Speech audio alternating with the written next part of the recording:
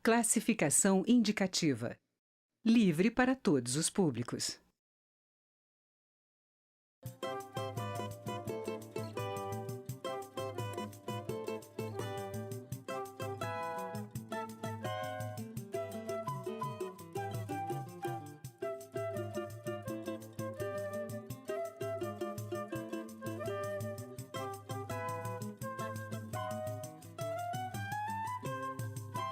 Olá, seja bem-vindo a mais um Casa das Palavras, um programa de livros da TV Câmara. A história de um jornal que se confunde com a história de um país. Estamos falando do Última Hora, criado na década de 1950 para apoiar o presidente Getúlio Vargas, combatendo a maior parte da imprensa da época, que fazia oposição ao político. O escritor José Almeida Júnior, vencedor do Prêmio Sesc de Literatura de 2017, relembra essa história, da eleição ao suicídio de Vargas, pelas lentes da ficção. José Almeida, obrigado por vir ao Casa das Palavras. Eu começo a entrevista te perguntando por que falar de um momento histórico tão grave como foi a morte, o suicídio de Getúlio e a história do jornal, que o apoiou o tempo todo, né, para o bem e para o mal, usando a ficção. Esse amálgama que você produziu aí de misturar ficção com história. A ideia inicial foi fazer um personagem que eu pretendia fazer de alguém que tinha sido comunista nos anos 30. Que é o Marcos, né? Que é o protagonista, né? Mas inicialmente eu não tinha nem ideia do que é que ele seria, né? Eu queria um personagem que tinha sido perseguido, torturado durante a ditadura Vargas, e eu queria ver como é que ele ia se comportar durante o governo de Vargas eleito dos anos 50. Aí eu comecei a pesquisar sobre o período e aí cheguei à história da Última Hora, né? Que a Última Hora ele foi um jornal criado para dar sustentação ao governo Vargas de 1950. Criado, né? Por Vargas, né? Criado por Vargas. Na verdade, quem criou foi o Samuel Weiner, né? Mas com o apoio de Getúlio Vargas, né? Porque quando ele ganhou as eleições de 1950, ele sofreu uma contestação muito grande, porque ele tinha oposição de uma parcela da sociedade e da política que tinha sido perseguida durante o Estado Novo, né? Tanto de direita como de esquerda, e tinha uma parte de uma burguesia liberal que também temia um efeito de um Estado forte. E ele acaba sendo eleito tendo a oposição da grande imprensa, dos grandes jornais do Rio de Janeiro. Foi quando ele decidiu apoiar a criação de um jornal. De um jornal. Aí ele chama Samuel Weiner, que na época trabalhava para Assis Chateaubriand, nos Diários Associados, e Samuel Weiner aceita o convite e promete para Getúlio Vargas um jornal para 45 dias. E fez. E ele fez. E aí, a partir dessa história política, né, do Vargas querendo ter um jornal que o apoiasse, você partiu para a ficção. O Marcos, ele é um jornalista que trabalha num pequeno jornal de linha comunista, né? Ou seja, os comunistas foram perseguidos pelo Vargas durante o Estado Novo. E, no entanto, ele aceita fazer esse papel de ser editor, repórter do novo jornal, por interesse econômico, né? O Weiner oferece um grande salário para ele, né? Como é que foi essa questão de relacionar a história de um comunista que se vendeu com a história real? O Marcos é um personagem de ficção, mas ele poderia não ser um personagem de ficção, porque muitos dos jornalistas que compuseram a formação inicial do jornal Última Hora eram comunistas. Muitos tinham trabalhado na revista Diretrizes, que foi formada por Samuel Weiner em torno de 1937. Antes de trabalhar com Chateaubriand, né? Antes de trabalhar com Chateaubriand. Foi uma publicação que tinha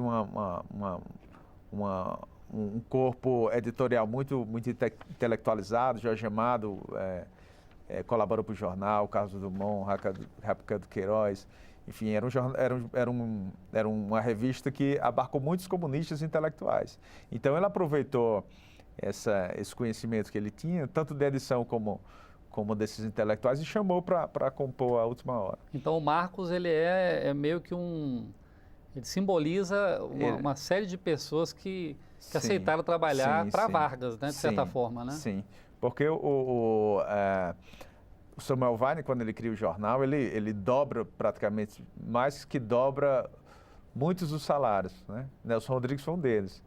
Ele mais que dobrou o salário de Nelson Rodrigues, ele saiu do jornal onde ele trabalhava para ir para a Última Hora. Meu avô, que era jornalista na época, falava que o Chateaubriand dava uma carteira do Diário Social e falava para o profissional, vai arrumar o seu salário lá fora, entendeu? Aí seja com um encargo político. E o Samuel Weiner não. Samuel Weiner investia realmente... Profissionalizou a as atividade redações. do jornalista, do repórter. Verdade, né? É verdade. Ele, inclusive, começou a dar crédito para quem assinava matéria, né? Coisa que não era muito comum. A pessoa fazia matéria, mas não saía o nome. Então, ele valorizou muito a figura do repórter, do jornalista. É verdade. O Marcos, esse personagem que você criou, que simboliza vários outros, né? Ele se relaciona muito diretamente com outro personagem, esse sim conhecido, que é o Nelson Rodrigues, né? Escritor, dramaturgo, né? Jornalista também. Como é que foi relacionar um personagem que não existe, que não existiu, apesar de simbolizar uma certa tendência na época, com um personagem tão conhecido como foi Nelson Rodrigues, o escritor Nelson Rodrigues? Explica pra gente. O Nelson Rodrigues, ele começou a trabalhar na Última Hora, na edição no editorial de esportes, né? Ele foi convidado para o Samuel Weiner para fazer uma coluna policial, mas que tivesse um tratamento mais dramático, né? Porque o Nelson Rodrigues já era dramaturgo, né? Conhecido. Nelson Rodrigues, então... É uma vida como ela é? Aí ele cria A Vida Como Ela É, né? Que de início era para ser uma coluna policial e ele transforma numa ficção. Né? Começou com um caso de um casal em lua de mel que sofreu um acidente e ele transformou isso aí numa grande crônica. E as pessoas acompanhavam, né? Queriam saber, principalmente as mulheres, né? Ele tinha muitas leitoras, né? Sim, as mulheres ligavam para a redação para falar com o Nelson Rodrigues, mandar cartas, contar segredos, mulheres casadas, filhas de famílias muito recatadas, mas quando lia a coluna Vida Como Ela, se libertavam e mandavam cartas para Nelson Rodrigues. Você deve ter ouvido falar já de leitores que muita gente leu o seu livro achando que quem escreveu é um jornalista que viveu aquele período, né? Que estava na redação da Última Hora, né?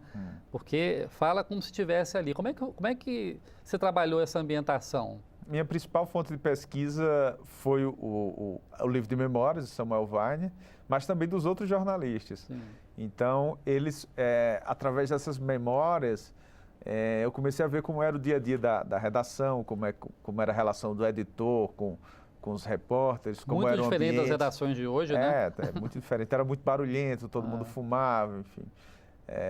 Diz que o Nelson Rodrigues, ele escrevia fumando e a cinza caía no paletó dele, ele não parava. E o telefone tocando. É uma loucura. Então, era uma loucura. Eu tentei reproduzir um pouco esse ambiente de redação, mas também lendo muitos jornais, né? Sim. Porque... Inclusive a Última Hora, né? E principalmente a Última Hora, né? Mas também era importante eu ver como é que se comportavam os outros jornais, né? Então, cada fato... O jornal do Carlos Lacerda. Carlos Lacerda, os jornais de Assis Chateaubriand, o Globo e o Jornal Comunista também. Porque nós tínhamos Todos eles adversários do Vargas, né? Do Vargas, Mas cada um tinha uma visão diferente. Sim. Por exemplo, eu abordo num determinado momento no livro da criação da Petrobras. Getúlio Vargas manda um primeiro projeto de lei permitindo a participação do capital internacional e capital privado em geral. E cada jornal posiciona de uma maneira diferente, né? Inclusive, Carlos Lacerda, que em princípio era liberal, ele atacou a proposta de Getúlio Vargas apoiado no nacionalismo. Só por ser do Getúlio. Só por ser do Getúlio Vargas, né? Já o Jornal Comunista fazia várias charges de Getúlio Vargas com Rockefeller, com dinheiro, jorrando petróleo. Então, assim, é interessante eu ver o posicionamento de cada jornal. E a Última Hora, que é um jornal que tem uma linha editorial muito nacionalista, defendendo o projeto. Né? Inclusive, esse era um grande dilema de Marcos, porque como ele era um comunista, nacionalista, combatia muito o imperialismo americano, encomendaram a ele uma matéria defendendo o projeto de lei. Ele não conseguiu fazer. Então, tentei passar um pouco dessa contradição, desse ambiente de jornal utópico, né? Que o jornalista não tem a liberdade de fazer o que quer no jornal, né? Porque existe uma linha editorial, existem outros interesses. Tem as condições materiais, mas não tem as condições políticas de fazer o que ele quer. Exatamente. Né? E ele começa a trabalhar, como ele não consegue escrever o que ele quer, ele começa a se juntar a adversários políticos para colocar o posicionamento dele. Então você coloca o Marcos como uma espécie de testemunha popular da história, algo assim? Sim, porque o livro é escrito em primeira pessoa, né? Então, para eu dar uma verossimilhança, uma realidade maior, colocar o leitor na cena numa cena histórica importante, o Marcos tinha que necessariamente estar lá. Senão eu ia fazer apenas referências. Houve um atentado na Rua Tuneleiro, enquanto é totalmente diferente se eu colocar o Marcos lá. E ele tem uma visão muito particular do atentado, por exemplo. Né? Porque a versão que ele dá no livro, da Última Hora, não é a versão oficial. Né? A versão que ele dá é uma versão que adversários de Carlos Lacerda deram na época, de que quem matou o Major Rubens Vaz não foi o pistoleiro. O pistoleiro contratado lá, o Alcino. Foi o próprio Carlos Lacerda. Que estaria armado, né? Armado, que na hora do tiroteio deu um tiro saiu tirando a esmo e pegou um tiro nas costas do Major Vaz. Né? Inclusive, ele não deixou o Lacerda que o revólver dele fosse periciado. Né? Então, isso deixou mais... e nem foi feito um exame de balística para saber de qual revólver saiu o tiro que matou o Major. O Major Vaz. E para deixar mais dúvidas ainda, o deputado Armando Falcão, que na época era muito amigo de Carlos Lacerda, deixou no livro dele de memórias, tudo a declarar, que quando chegou no hospital, Miguel Couto, logo após o acidente, para tratar do tiro que ele teria levado no pé, ele disse: eu matei o meu amigo Major Vaz. Ele chegou lá desesperado, achando que ele que tinha matado. Mais uma história que ficou meio encoberta, que a gente talvez nunca descubra a verdade, né? Totalmente a verdade. Mas eu quis dar a visão do Marcos, um camarada que não gostava de Carlos Lacerda, né? Então, essa não é a visão que eu coloco como sendo a verdadeira. É a visão do personagem. De um personagem que estaria lá, que esteve lá, de alguma forma esteve lá, né? José Almeida Júnior, Última Hora, vencedor do Prêmio Sesc de Literatura de 2017. Para encerrar, José Almeida, como é que é participar do Prêmio Sesc? Fala um pouco sobre isso. O Prêmio Sesc hoje é o prêmio mais importante do país para autores inéditos. Nessa edição 2017, teve em torno de mais de 1.700 inscrições, de romances foram 980. Então é um concurso hoje muito concorrido, porque existe muita dificuldade para o escritor iniciante entrar no mercado. Verdade. Ou você entra pela autopublicação, se você não é alguém conhecido para já encontrar uma editora grande, ou então você tem que tentar buscar um prêmio literário. Então esse prêmio foi muito importante para mim, trouxe uma visibilidade muito grande. A imprensa já deu uma cobertura ao resultado do prêmio, na publicação do livro. Enfim, o resultado foi muito bom e aí, logicamente, eu fiquei muito satisfeito, né? Porque eu nunca esperei que fosse o primeiro livro tivesse essa repercussão. Verdade. Parabéns pelo livro e boa sorte na divulgação aí, pela Última Hora. Obrigado. Obrigado, Zé Almeida. Nós vamos para um pequeno intervalo e já voltamos com mais uma entrevista para o Casa das Palavras. Mas antes, veja o que os nossos deputados têm a dizer sobre livros. Um dos livros que mais me marcaram na minha juventude foi o Xangô de Backstreet, que era um livro de Jô Soares, um livro que contava uma história de um assassino em série, o qual eu gostei demais. E hoje, o último livro que eu li, que eu estou terminando de ler, é a história do radialista Geraldo Freire. Geraldo Freire, que é um dos radialistas mais famosos de Pernambuco. É um livro que conta causos políticos e conta um pouco da vida dele. É um livro apaixonante que conta a história desse que talvez seja o maior radialista de todos os tempos do nosso estado. Eu tenho hoje uma sugestão para o programa Caça das Palavras.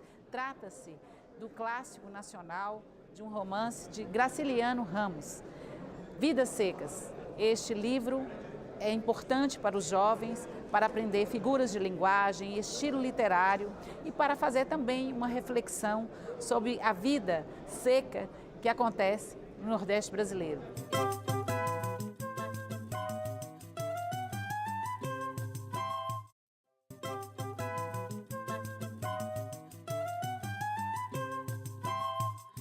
Olá, estamos de volta ao segundo bloco do Casa das Palavras. Imagine Copacabana em 1900, no início do longínquo século XX. Agora coloque lá nessa Copacabana de antigamente um cabaré de luxo, onde acontece uma história de amor entre um diplomata francês e amante de um poderoso senador da República. Este é o enredo de Sol e Sonhos em Copacabana, o primeiro romance do escritor Aliel Paioni, um livro que, ao contar uma ficção, conta também um pouco da história do Brasil. Léo, obrigado por vir ao Casa das Palavras. A oportunidade que eu tenho aqui, eu quero agradecer à Casa das Palavras, a você, Roberto, pela oportunidade de estar falando sobre o meu romance. E agradeço demais, estou à disposição para poder conversar sobre o romance. Então vamos falar sobre Sol e Sonhos em Copacabana. Sim. Em primeiro lugar, por que esse título? Sol e Sonhos em Copacabana? Porque eu, como mineiro, sempre passei muitas férias no Rio de Janeiro, então tenho uma ligação muito afetiva com o Rio de Janeiro. Adoro o Rio de Janeiro e adoro Como Copacabana. todo mineiro. Como todo mineiro, exatamente. Então, e eu estudei no Rio de Janeiro também. Então, eu fui muito ligado. Toda a vida passei por Copacabana, morei em Copacabana. Então, eu tenho uma relação muito grande com Copacabana. Então, em uma certa época, eu li um artigo sobre um cabaré que havia em Copacabana, o Mer Luiz. Existiu realmente no começo do século passado, onde é o Poço 6 atualmente, ao lado do Forte Copacabana. E esse cabaré era frequentado por gente muito rica, grandes políticos, grandes empresários. Na época, empresários não, grandes pessoas que tinham dinheiro, né? Comerciantes, Comerciantes, né? O empresário é uma coisa moderna, né? É verdade. Grandes comerciantes, gente importante, influente. E eu imaginei, então, escrever um romance que começasse dentro desse cabaré, sabe? Então, na verdade, é uma história de ficção, né? Uma ficção, exatamente, é uma ficção. Verdadeiro, só o cabaré que Cabaré, existiu. a Madame Louise também é verdadeira, ela era uma francesa sofisticada, tradicional nessa área, uma proxeneta de luxo, né? Muita experiência e tal, acostumada a mexer com gente rica, gente chique, um cabaré muito chique, vinha de Paris e tal. Então eu imaginei escrever um livro nesse cabaré, que começasse nesse cabaré. E nesse cabaré, então seria frequentado por político, eu coloquei lá um político, um personagem muito importante. O senador Mendonça, Senador né? Mendonça, José Fernandes Alves de Mendonça, e era amante de uma mulher lindíssima, Verônica. Então, os dois se encontravam no cabaré Mer Luiz. Léo, como é que é escrever sobre uma Copacabana de 1900 que você não conheceu? Né? Eu fiz um pouco de pesquisa sobre Copacabana na época, como é que era um grande descampado, não tinha nada realmente, né? Tem fotos, né? Tem de fotos, Copacabana. exatamente. Eu andei pesquisando e tinha algumas. Copacabana estava começando, tinha algumas casas, um restaurante ou outro. E era frequentada por grandes, assim, por pessoas assim, estrangeiras principalmente, que gostam dessas coisas mais exóticas, vinham para o Brasil, pessoal de embaixada. E esse pessoal que tinha mais dinheiro e queria ficar mais tranquilo, mais um acesso privado, né? Iam a Copacabana. E o livro é isso, né? Exatamente o Jean Jacques é um embaixador. Exatamente. O Jean Jacques é um diplomata francês. Agente cultural, agente econômico na Embaixada Francesa. E que se refugia, né, em Copacabana, né? Exatamente. Então ele gostava, era um cara muito boêmio, um artista plástico, um cara com muita sensibilidade. Então ele gostava desses lugares, a Mata da Tijuca, esses lugares boêmios, mas assim, ele curtia a natureza, que era um cara que era um artista pintor, né? Pintor. Então ele gostava desses lugares, então ele frequentava Copacabana. E lá ele conheceu a Verônica. Um belo dia, ele foi lá, conheceu o Mer Luiz e conheceu a Verônica. A belíssima A Verônica. belíssima Verônica. Você descreve ela assim. Exatamente. Era uma mulher linda, que, como você pegou bem no livro, é uma metáfora do Brasil. Pois é, eu senti Exatamente, isso, assim, que a Verônica, e esse triângulo amoroso, né? Um estrangeiro, uma mulher brasileira belíssima ligado e a um senador um importante, político influente. É você, Roberto, comentando. É uma metáfora, É uma né? metáfora. Você, a primeira pessoa que pegou essa metáfora foi você. Ninguém nunca havia comentado comigo sobre isso. Verônica é uma metáfora do Brasil. Uma mulher linda como o Brasil, um país lindo, só que na mão de pessoas que não... erradas, né? Pessoas erradas, que não mereçam, talvez, fazendo esse papel, né? Aliás, a literatura tem essa capacidade, né, de analisar a realidade. Exatamente. Na verdade, toda pessoa que escreve alguma coisa, escreve sobre a realidade que ele vive. Não tem como fugir disso, né? Você escreve sobre você e você é inserido numa realidade que você está ali dentro, mora ali, né? Vive inserido ali, você não tem como escapar disso. É verdade. Então a gente acaba escrevendo sobre isso mesmo, acaba sobre a realidade, sobre você e sobre a realidade que você vive, né? É verdade. Aliel, você escreve um livro, um romance histórico, né, que se passa em 1900, Uhum. e fala também sobre a política da época, sim, né? eu dou umas pinceladas, porque eu não vou, o objetivo do livro é divertir as pessoas. Mas como eu gosto dessa parte política, eu dou algumas pinceladas no aspecto econômico. Na época, por exemplo, quem governava o Brasil era o Campos Salles, Época né? da República Velha, né? A República Velha. A República Velha foi a república que existiu de 1879 a 1930 com a ascensão de Getúlio Vargas ao poder. Foi a antiga república, né? Isso. Então começa no governo Campos Salles, na época do Joaquim Murtim, que era ministro da Fazenda do Campos Salles, estava negociando fundo em loan, o Brasil na época estava quebrado, estava sem dinheiro, então o Brasil declarou moratória, e esse pessoal nada mais era do que o representante da oligarquia paulista, cafeeira paulista, né? Você diz o Mendonça, né? O Mendonça, exatamente, era um grande fazendeiro, um grande político, todo político no fundo representava a oligarquia paulista, cafeeira mineira ou paulista, né? Então, no fundo, ele defendia os interesses dele mesmo. Então, eu coloco um pouquinho dessas coisas no livro, né? Tá a história do Brasil ali. A história do Brasil, o começo da história do Brasil, exatamente. Né? Então, aquele Brasil sem dinheiro, quebrado. Não é quebrado como está hoje também. Então, a história sempre se repete, né? É verdade. Agora você, Aliel Paione, eu sei que é um pseudônimo, né? Pseudônimo, Aliel, minha mulher chama Leila, então Aliel é um anagrama de Leila. Leila, se você colocar Leila no espelho, vai aparecer Aliel. E Paione é o nome de família? Né? Família italiana, italiana. E você é físico? Sou físico, sou professor, dou aula de física. E engenheiro nuclear? Fiz engenharia nuclear. Como é que você veio parar na literatura? Aí, Roberto. Exatamente, toda a vida eu gostei de ler demais. Se eu fosse começar hoje, eu talvez não seria engenheiro nem físico, mexeria direto com literatura. Eu sempre li demais, eu sempre li literatura clássica, e sempre gostei, sempre tive facilidade para escrever. Então, sempre, às vezes, quando eu tinha oportunidade, escrevia, e meus professores, você escreve bem. Quando eu fiz minha tese, por exemplo, o pessoal, você escreve bem, mas não se escreve tese técnica com essa maneira de escrever, meio romanceada, né? Então, agora eu terminei, aposentei, estou assim, uma certa idade, eu vou escrever, eu vou me dedicar à literatura agora. Muito boa essa. No livro você fala desse triângulo amoroso, né? Entre a Verônica, o Jean-Jacques e o senador Mendonça. Depois entram outros personagens ao longo da história, né? A filha dela, a Riete, tá. A Riete. E no final fica aquele gostinho de quero mais, assim, né? Na verdade, a Verônica termina a história nova, né? Nova, exatamente. Então esse livro, na verdade, é uma trilogia. O primeiro é de uma trilogia. Eu pretendo escrever uma trilogia. Então estou terminando o segundo livro agora. E esse livro termina com a Verônica indo para Goiânia, né? Aí ela vai lá encontrar com a Riete, porque a Riete fez umas coisas erradas com ela. Então a Riete é a filha dela. Filha da Verônica. Então ela que não fica claro no romance. Não fica claro, mas se é filha dele ou exatamente. Do Jean-Jacques ou do Mendonça. Então né? no segundo livro vai ficar bem claro essas coisas, bem explicadas, né? Então o livro termina ela indo para Goiás, né? E realmente continua. Então eu pretendo escrever 3 livros, os livros vão terminar com o suicídio de Getúlio Vargas, em 1954. O segundo? O terceiro. Esse segundo vai entre 1900 e 1954. Mas o terceiro livro que eu pretendo escrever ainda vai terminar com o suicídio de Getúlio Vargas em 1954. Tá? Aliás, por que se refugiar em Copacabana de 1900? E não escrever sobre o Brasil de hoje, por exemplo? Por exemplo, mas eu acho que quando você escreve, eu estou escrevendo, na verdade, o Brasil de hoje, porque o Brasil naquela época não mudou muito em relação ao Brasil de hoje. Eu acho que, como eu disse para você no começo, eu escrevi sobre Copacabana porque está ligado ao meu imaginário de infantil né? E quando você escrevendo sobre o Brasil de 1900, eu acho que não mudei muito em relação o Brasil não mudou muito em relação ao que era antigamente. Né? O Brasil está aí, tem dinheiro outra vez, com a situação difícil, né? E naquela época era a mesma coisa. O Brasil estava quebrado por causa do... fundo em loan, exatamente. Da crise econômica, exatamente. Né? Teve a época do encilhamento do Rui Barbosa. Sim, o encilhamento. Então o Brasil emitiu demais, criando empresa que não existia, emitiu muito papel que não tinha valor nenhum. Então o Brasil quebrou na época. Quando começou a República, o Brasil estava quebrado. Então começa nessa época, né? Quais são as influências que você considera que tem na literatura? Sim. Você é mineiro. Sou mineiro. Minas é uma escola literária importante, mas imagino que você deve ter lido também. Não, eu li, como eu estava dizendo para você antes de começar o programa, Roberto, eu adoro Dostoiévski, para mim o melhor escritor. É um escritor profundo e eu sofri muita influência dele. Escritor russo. Escritor russo, exatamente. Gosto de Tolstói, mas o meu principal é Dostoiévski, porque ele faz uma análise, abordagem psicológica muito profunda dos personagens dele. Os romances de Dostoiévski, na verdade, são ensaios, não são romances, são quase que ensaios. Eu estava dizendo para você, o Crime e Castigo, por exemplo, um ensaio sobre a culpa. Os irmãos Karamazov, por exemplo, um ensaio sobre o parricídio, sabe? O Freud, quando leu o Crime e Castigo, considerou o maior romance jamais escrito.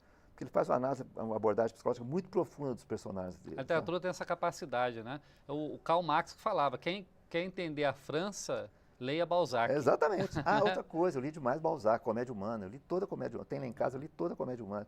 Então, eu sofri muita influência desse pessoal, né? Essas pessoas, autores que escrevem, fazem uma abordagem psicológica. É interessante você falar isso, aliás, porque tem muita discussão hoje em dia, essa coisa de valorizar, por ser o Brasil um país sempre em crise, né? Sim. Valorizar as ciências exatas, né? Sim. E como se ciências humanas não fossem importantes, né? São E você importantes. é um físico, Aham. engenheiro Não, eu nuclear e que adora ler, né? Literatura. Mas eu acho que tudo é importante, Roberto. Sabe? As coisas são todas interligadas. Não tem uma coisa mais importante que outra. Essa parte de cientificismo que existe no Brasil hoje é muito ligada à cultura americana. É verdade. Americana tem esse negócio de pesquisa, dessas universidades. Separar, né? Separar, exatamente. Hoje em dia as coisas estão muito interligadas. Eu acho que não tem nada a ver. O conhecimento é universal, né? Universal, é uma coisa só, sabe? A medicina hoje, por exemplo, é muito holística, né? Não tem nada de separado. A tendência é unificar tudo. Se falar em medicina, acho que o maior, se não o maior, mas um dos maiores escritores brasileiros. Pedro Nava. Pedro Nava era médico e eu estava lembrando aqui de Guimarães Rosa, Guimarães né? Rosa, exatamente. Que era médico Era também, mesmo, né? foi um grande, exatamente, foi um grande escritor, um grandíssimo escritor, Talvez que tenha- inovou. Talvez falte um pouco isso aos cientistas, né? Exatamente, Também uma de visão hoje em dia. humanística, exatamente. Lerem, né? Romances, Exatamente. né? Mas todo grande cientista tem uma parte humanística muito grande. O verdade. próprio Einstein, por exemplo, ele era um cara voltado à filosofia. Todo grande cientista, no fundo, termina sendo um grande filósofo, nada mais do que um grande filósofo. É verdade, Todos eles. é. Quando a pessoa é muito medíocre, a pessoa separa muito e fica muito restrita àquele tipo de coisa. Mas quando o cara tem uma visão grande sobre as coisas, ele, no fundo, ele acaba descambando para a filosofia, sabe? Para pesquisar as últimas coisas, né? É verdade. Todo grande escritor, todo grande cientista é um grande filósofo. Na verdade, é essa. É. Léo, como é que a gente faz para encontrar o seu livro? Meu livro é uma exatamente. editora pequena, É. não é uma editora muito conhecida, você é um Pandora, autor exatamente, estreante, vamos dizer assim, né? Como é exatamente. que faz para encontrar o seu livro? O meu livro você pode comprar na Saraiva, lá em São Paulo, tá? Ou entra no Facebook, ali é o Paião no Facebook, tem lá uma... Você usa as redes sociais? Uso sim. Ah, Tem o legal. Facebook, Instagram, pode comprar pelo Instagram ou pelo Facebook. Léo Paione, autor de Sol e Sonhos em Copacabana, um livro que mistura aí ficção com a história do Brasil do começo do século. Léo, obrigado por vir ao Casa das Obrigado, Palavras. foi meu. Agradeço demais a oportunidade, Roberto. Foi um grande prazer conhecer você pessoalmente. Você é uma pessoa, um jornalista conhecido.